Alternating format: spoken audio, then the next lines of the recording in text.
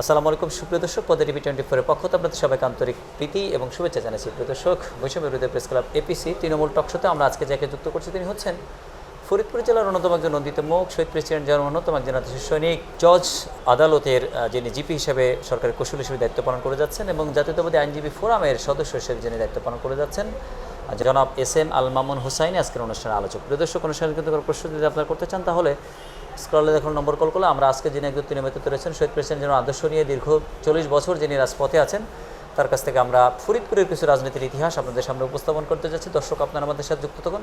আমাদের সাথে যুক্ত হচ্ছেন জনাব এস.এম. আল মামুন হুসাইন, যে জনাব আপনি দর্শক শ্রোতা জানাতেন দীর্ঘ সময় ধরে আপনার রাজপথের পথ চলা। আপনি দর্শকদেরকে জানান কি চেতনা ছিল, প্রেরণা ছিল যার কারণে অন্য রাজনৈতিক আদর্শের পরিবর্তে জাতীয়তাবাদী বা শহীদ প্রেসিডেন্ট জার্মানের আদর্শ নিয়ে আপনার রাজপথে আসলেন? জি দেখেন, প্রত্যেকটা মানুষেরই কিন্তু একটা নির্দিষ্ট আদর্শ আছে। জি সেই আদর্শ তার এমনি হয়ে যায়, একটা নির্দিষ্ট সময়ে আসলে তখন এমনি হয়ে যায় যে ঠিক কোন আদর্শটা সে গ্রহণ করবে। জি তো আমি যখন ছোটোবেলায় ওই ছোটোবেলার থেকে আমি মোটামুটি তখন জিয়াউর রহমানের আপনার সময়কাল মানে শাসনকাল চলতেছে, ওই সময়টায় আমি মোটামুটি তার আচরণে, তার ব্যক্তিত্বে, তারপরে তার শাসন পরিচালনা করা, এই সব কিছু দেখে আমি তার প্রতি অনেকটা মুগ্ধ এবং তার আদর্শের প্রতি অনেকটা আকর্ষিত হই ওই সময়। জি, আমাদের মুক্তিযুদ্ধ কেন্দ্রিক দুজন ব্যক্তির নাম আসলে আলোচিত ইতিহাস ঐতিহ্যে, বিশেষ করে 7ই মার্চের ভাষণের পরে মুক্তিযুদ্ধ অনেকটাই এগিয়ে এসেছিল, কিন্তু এমন পরিস্থিতিতে 25শে মার্চ পর্যন্ত কোনো সুরাহা হলো না। যার দিকে এ জাতি তাকিয়েছিল তিনি শেষ মুহূর্ত পর্যন্ত কোনো সিদ্ধান্ত গ্রহণ না করতে পেরে পাকিস্তানিদেরকে ডেকে তাদের গাড়িতে চড়ে তিনি চলে গেলেন।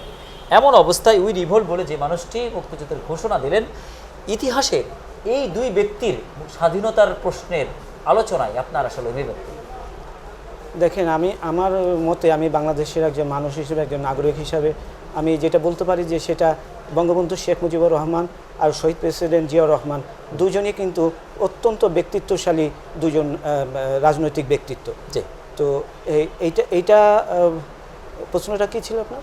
জি, আপনার বিশ্লেষণে মানে দুইজন ব্যক্তি স্বাধীনতার প্রেক্ষাপট বা পরিবেশ তৈরি করার ক্ষেত্রে জনাব শেখ মুজিবুর রহমানের ব্যাপারে আপনার অভিব্যক্তি এবং জনাব শহীদ প্রেসিডেন্ট জিয়াউর রহমানের ব্যাপারে আপনার অভিব্যক্তি।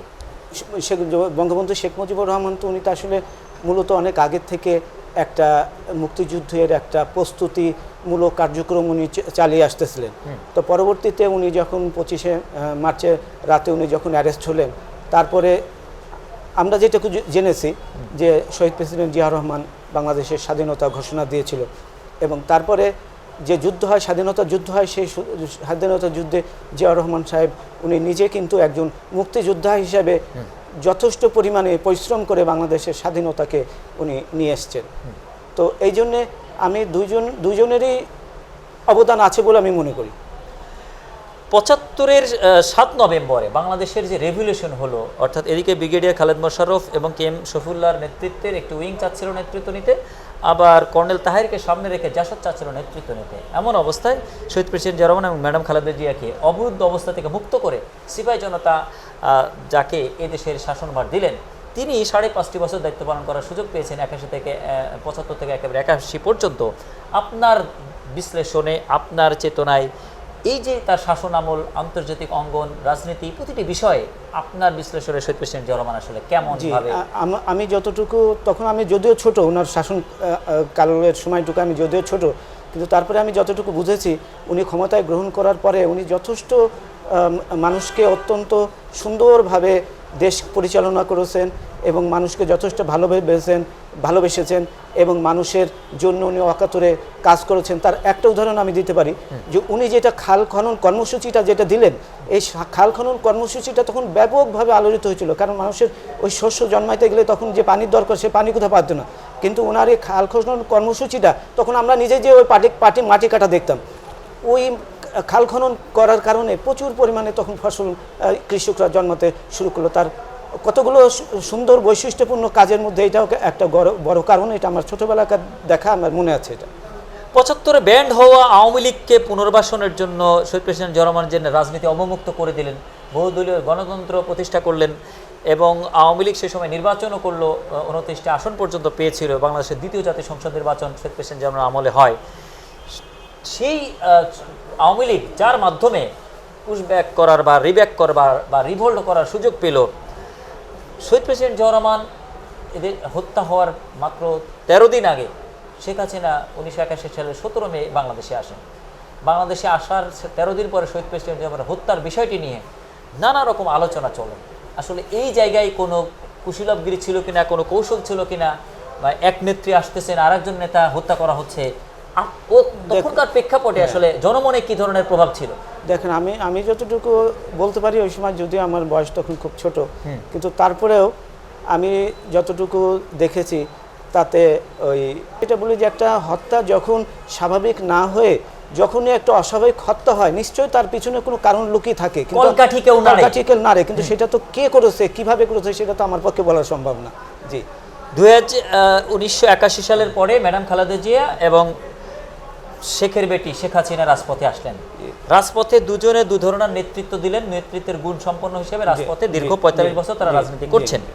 একজন ৩ বারের প্রধানমন্ত্রী হয়েছেন, একজন ৫ বারের প্রধানমন্ত্রী হয়েছেন। তো আপনার দেখা, আপনার অভিজ্ঞতায় এই যে দুই নেত্রীর আচার আচরণ, মেধা, যোগ্যতা, এগুলাকে আপনি আসলে কিভাবে ওন করেন? আমি অবশ্যই একটা কথা ভালো করে বলতে চাই যে আমাদের ম্যাডাম খালেদা জিয়া, ওনাকে অনেকে কটাক্ষ করে বলতো যে উনি অশিক্ষিত, উনি এইট পাস করেছে, তারপরে কোনো পাস করে নাই, নানা রকম ভাবে বিভিন্নভাবে কথাবার্তা বলতো, বিভিন্ন ইস্যু আমরা এরকম শুনেছি। কিন্তু প্রকৃতপক্ষে উনি উনার যে জ্ঞান গরিমা, সে জ্ঞান গরিমা কিন্তু ওনাকে ওইভাবে যাচাই বাছাই করা যাবে না, ওইভাবে সার্টিফিকেট দিয়ে বিচার করা সম্ভব না। যেমন আমরা কবি কাজী নজরুল ইসলামকে যদি বিচার করতে যাই, সেখানে সে 10ম শ্রেণী পাস না, 8 পাস ছিল বোধহয়, কিন্তু তার সত্ত্বেও তার যে জ্ঞান গরিমা, তার যে অভিজ্ঞতা, তার যে প্রকাশভঙ্গি, এগুলো অস্বাভাবিক ছিল।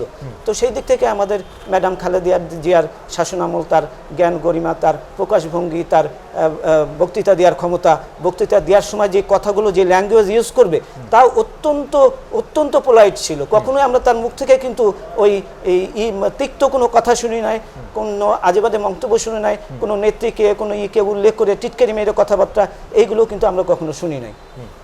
বিপরীত দিকে শেখ হাসিনা, তিনি যে ভাষণ দিয়েছেন, এই ভাষণগুলি আসলে এই জাতির কাছে কেমন ভাবে আলোচিত হচ্ছে? দেখুন, আমি আমার কথাটুকু শুধু বলতে পারবো, তবে ওনার শাসন আমলের শেষ দিকে আসলে সমস্ত কিছুকে যে উনি নিজের মতো কুষ্টিগত করে নিচ্ছিল, তার মধ্যে সাংবাদিকতা পেশাটাও ছিল।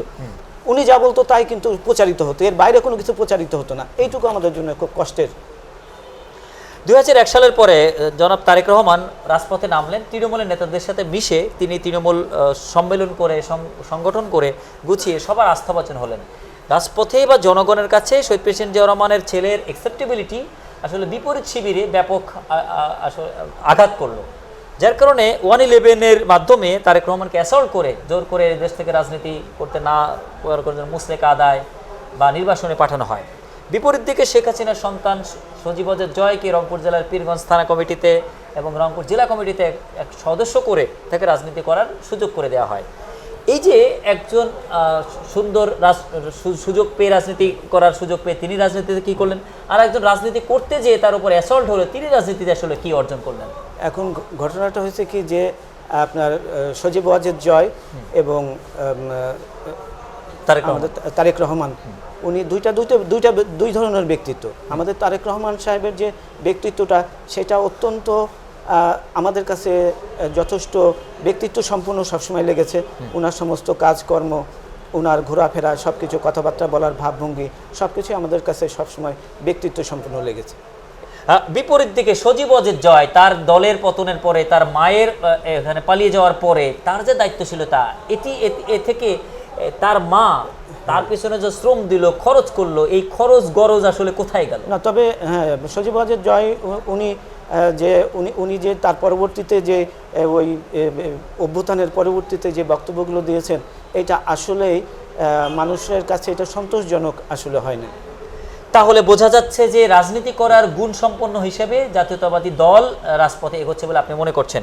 জি, 111-এর পর থেকে জনাব তারেক রহমান যেভাবে বিএনপিকে সংগঠিত করেছেন, একেবারে ধাপে ধাপে এগিয়ে এখন তিনি ভারপ্রাপ্ত চেয়ারম্যান হিসেবে দায়িত্ব পালন করে যাচ্ছেন।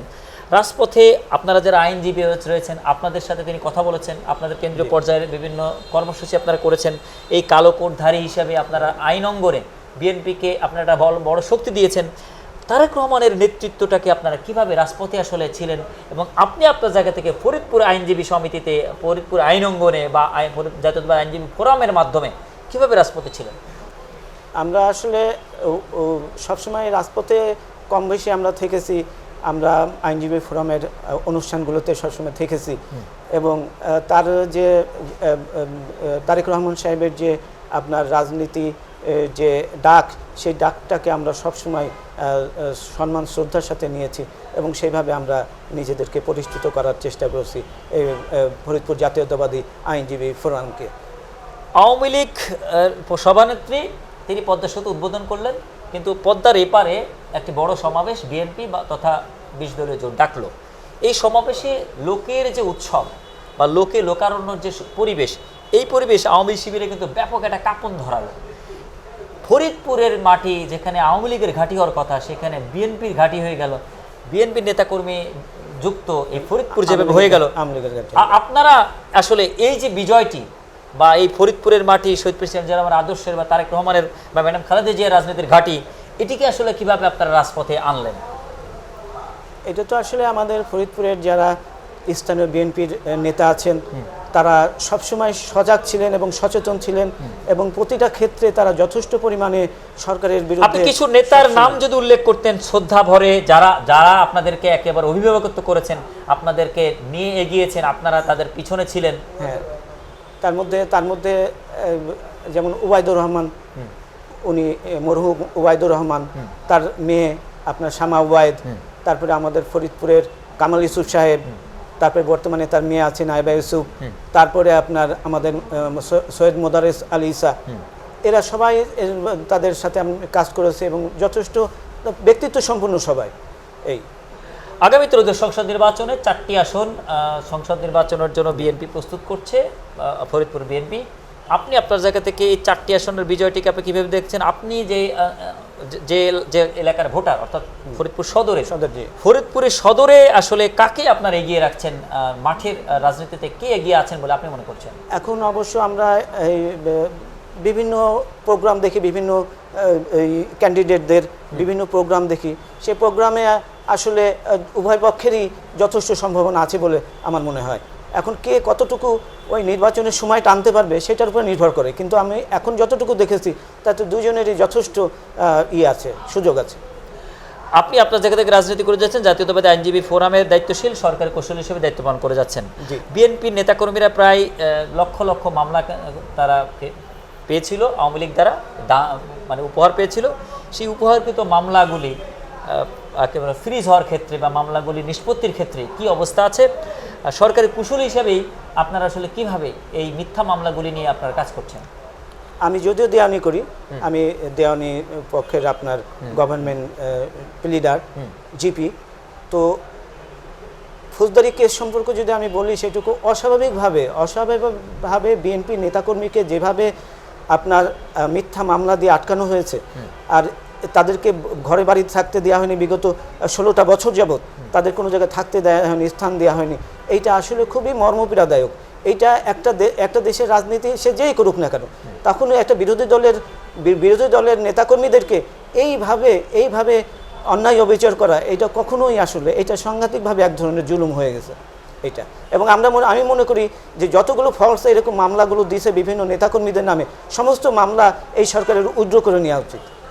পদ্মা না মেঘনা এই কথা বলে ফরিদপুরকে বিভাগ ঘোষণা করেনি শেখ হাসিনা, একেবারে টেনে নিয়ে এসছে। সিটি কর্পোরেশন ঘোষণাটাও হয়নি।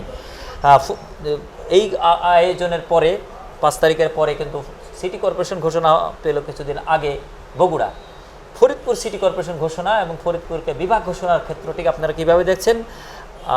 সেটি কি বিএনপির আমল পর্যন্ত অপেক্ষা করতে হবে, না অন্তর্বর্তীকালীন সরকারে আসলে গুরুত্ব দেবে? আপনি এখন আমার মনে হয় যে অন্তর্বর্তীকালীন যে সরকার আছে, উনি যদি মনে করে তারা যে ফরিদপুরকে বিভাগ হিসেবে ঘোষণা দেবে, বঞ্চিত করা হয়েছে, এইটা অবশ্যই একটা ভালো দিক। আর এর আগে তো আসলে মানুষকে বঞ্চিত করা হয়েছে আমাদের ফরিদপুরবাসীদের জন্য। বৃহত্তর ফরিদপুর যারা আমরা ফরিদপুরবাসী, তারা আমরা খুবই মর্মপীড়াদায়ক অবস্থার মধ্যে ছিলাম যে একটা ফরিদপুর বিভাগ হবে, তার নামটা পদ্মা বিভাগ হচ্ছে, এরকম শুনছি মাঝে মাঝে যে পদ্মা বিভাগ হয়। একটা দেশে একটা শহরের নাম একটা জেলার নাম, সেই নাম মুছে যায়, মুহূর্তে পরিবর্তন করে মুহূর্তে পরিবর্তন মুছে দিতে হয়ে যায়, যাচ্ছে। মুছে দিতে যাচ্ছে। তবে আমি মনে করি যে এটা বর্তমান তত্ত্বাবধায়ক সরকার এটা করুক, আর তা না হলে বিএনপি সরকার যদি আগামীতে সরকার গঠন করতে পারে, তাহলে অবশ্যই ফরিদপুরকে আপনার বিভাগ হিসাবে অবশ্যই ঘোষণা করতে হবে, এটা আমার দাবি।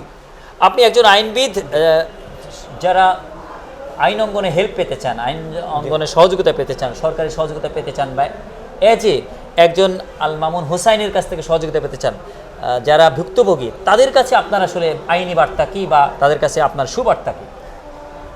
আইনি বার্তা হলো কি, যারা আসলে আইনগত সহায়তা পেতে চান তারা যে কোনো উকিলের কাছে, যে আইনগত বিষয় আসলে আমাদের দেশে হয় কি, বেশিরভাগ মানুষ অশিক্ষিত থাকার কারণে ওরা গ্রামের দিকে সাধারণত ওই যারা আপনার থাকে, ওই যে আপনার মাতব্বর থাকে, শুধু ওই মাতব্বরদের কথাটা বেশি শুনে। কিন্তু তারা যদি এসে একজন উকিলের সাথে সুন্দর করে মামলার গুণাগুণ সমস্ত বিষয় নিয়ে, ভালো মন্দ বিষয় নিয়ে আলোচনা করে তারপরে পদক্ষেপগুলো নেয়, আমার মনে হয় তাহলে আইনগত কোনো জটিলতা থাকে না। কিন্তু জটিলতা হয় যখন মাতব্বরের কথা শুনে সে মামলাটা দায়ের করে দেওয়া হয়, এই জায়গায় হলো সমস্যাগুলো হয়। আমাদের সমাজে আরেকটা কথা চলিত আছে, থানায় মামলা করা উচিত নাকি কোর্টে মামলা করা উচিত, এটি নিয়ে সাধারণ জনগণের মধ্যে দ্বিধা বিভক্ত রয়েছে।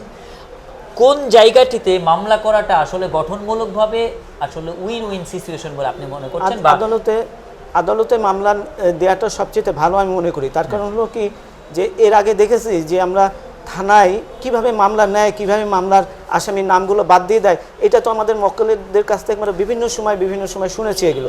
তো এই জন্য থানার প্রতি আসলে আস্থা নাই আমাদের, এখনও সেই আস্থাটা থানার প্রতি ইস্যু নাই। এই গণঅভ্যুত্থানের সময় যে ঘটনাগুলো ঘটেছে আমরা সবাই দেখেছি, ওইটা খালি ঘটে নাই। ওইটা কিন্তু এই থানার যারা কর্মকর্তা ছিল তারা আসলে সঠিক নিয়মে আসলে আইন শৃঙ্খলা রক্ষা করে নাই, করলে এরকম অবস্থা হতো না। তবে আমি চাই যে এরপরে অবস্থাটার পরিবর্তন হোক, বিশেষভাবে পুলিশের এই অবস্থার পরিবর্তন দরকার, একান্তই দরকার। জি, আপনাকে অনেক আলোচনা করলাম, আপনার সাথে অনেক আলোচনা করলাম। দর্শক শ্রোতাদের কাছে আপনাদের জেলার নেতাকর্মী বা যারা জাতীয়তাবাদী আদর্শের ভোটার বা ধানের শীষের ভোটার, সবার উদ্দেশ্যে আপনার সমাপনী আলোচনা।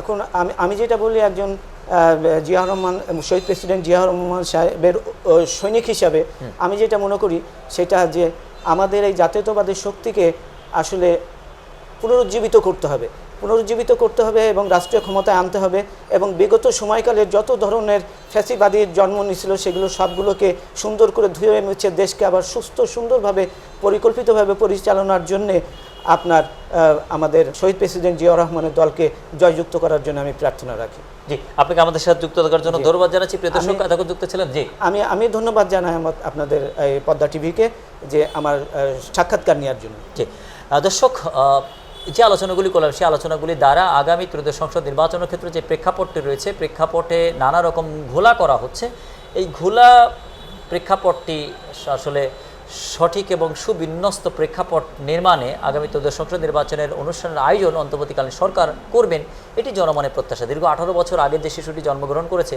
সেক্ষেত্রে উৎসবমুখর ভোটের বার্তা কি জানে না সে, যার কারণে জীবনের প্রথম ভোটটি যারা দিতে চায় বা যারা দীর্ঘ সময় ভোট দিতে পারে নাই, তাদের প্রত্যেকের চাওয়া হচ্ছে আগামী নির্বাচনকে তারা দেখতে চায়। সেই নির্বাচনের পরিবেশটি করে ডক্টর মোহাম্মদ ইউনূস এ জাতির কাছে, এদেশের মানুষের কাছে অত্যাধিক সম্মান এবং মর্যাদার জায়গায় আসীন হবেন বলে সচেতন মহল এবং সাধারণ মানুষের বিশ্বাস।